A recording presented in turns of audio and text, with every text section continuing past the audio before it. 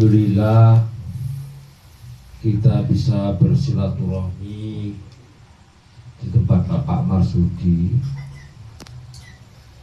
Rutinitas kita seminggu sekali, mudah-mudahan diberikan pahala Allah Subhanahu wa Ta'ala karena silaturahmi. Nah, inilah waktu kita seminggu sekali ngobrol, berzikir bersama, yang insya Allah karena kita ini hanya kullu man 'alaiha fan, semua ini fana, kullu man 'alaiha, kita akan mati. Pada saat kita yasinan, minta dikirim doa yang terbaik, ahli waris kita, orang-orang yang tua kita. Tadi Pak Rohani itu, Mas Ali itu, Pak Rohani termasuk pengurus masjid senior itu, bapaknya Pak Marsudi itu termasuk Ustadz itu, Pak Rohani. Mudah-mudahan apa yang kita lakukan, karena orang yang dalam kubur itu dikabarkan oleh Allah dalam surat Al-Munafikun 10, dia ingin hidup lagi.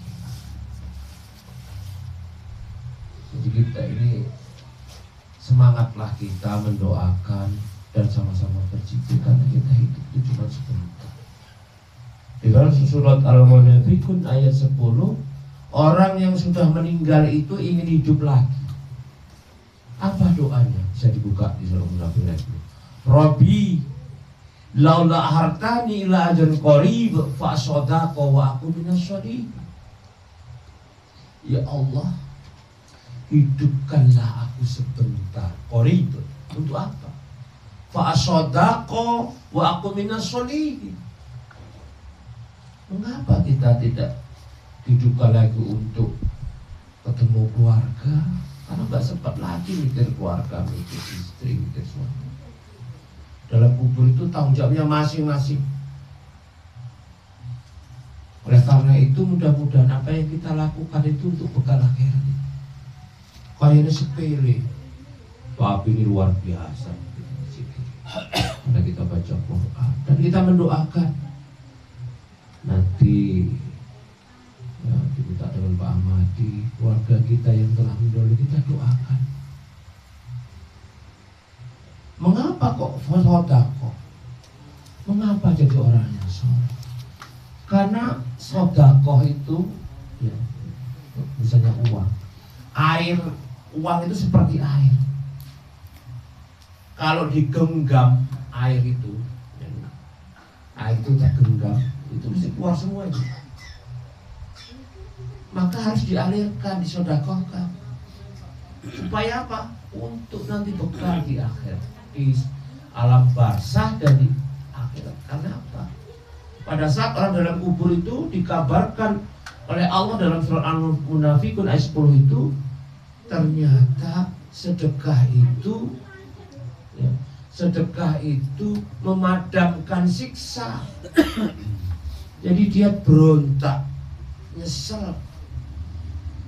Jadi kalau air itu kemudian kita buka akan keluar, disalurkan, maka bermanfaat kita untuk bekal akhirat. Harta yang kita makan itu habis untuk di belakang.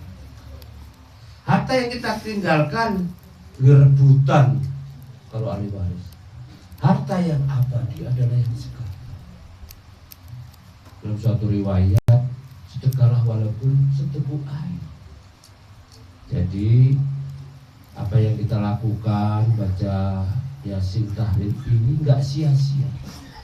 Dari kita tiap hari keluar pagi sampai sore nyari rezeki, diniatkanlah untuk ibadah. Oleh karena itu, saya berulang-ulang menyampaikan bahwa memahami agama itu ada syariat, ada toreko, ada hakikat, marifat. Jadi kalau nggak sempet dibaiat oleh guru mursyid, kita dengan sama-sama apa? Saya sudah pernah ikut toreko. Semuanya bermuara kepada zikir. Semua bisa kasih amalan zikir. Jadi saat kita disempatkan malah ini ikhlas zikir ini yang kita lakukan, yang nggak kita sadari. Karena nggak ada baiatnya, nggak ada lagi maharnya, semua ikhlas. Untuk itu mari sama-sama kita ikhlaskan zikir kita, doa kita kepada orang tua kita yang telah mendahului kita, kepada keluarga kita, mudah-mudahan dilapangkan kuburnya ya Allah. Dan kita yang masih hadir ini diberikan istiqomah dalam beribadah. Dan mari ya, subuhan itu kita menjadi pejuang subuh. Saja yang bisa sampai saya akhiri. Wassalamualaikum warahmatullahi wabarakatuh.